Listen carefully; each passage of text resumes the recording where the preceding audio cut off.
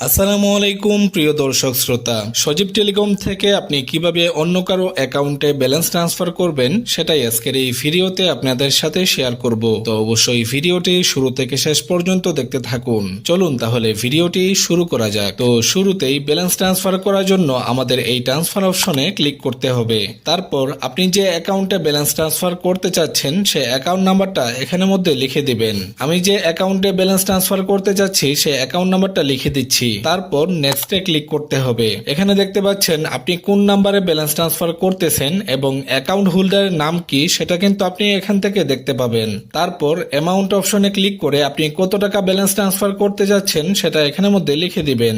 আমি 500 টাকা balance transfer করব, যে কারণে এখানের মধ্যে 500 টাকা লিখে দিলাম। তারপর এখানের মধ্যে মেইন অপশন সিলেক্ট করা থাকবে, এখানে আর কোনো কিছু করতে হবে না। এবার ডেসক্রিপশন বক্সে ক্লিক করে আমরা কোন পারপাসে ব্যালেন্স ট্রান্সফার করতেছি সেটা এখানের মধ্যে লিখে দিতে হবে।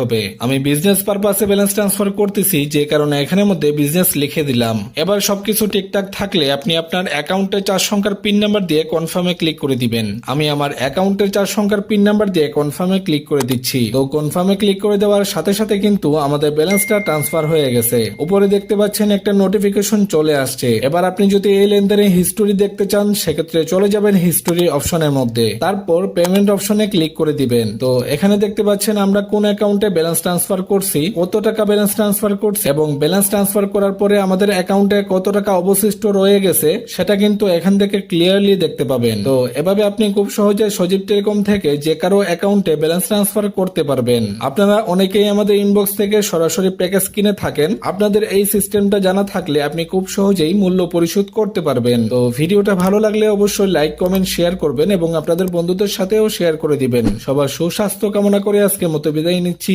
আসসালামু আলাইকুম।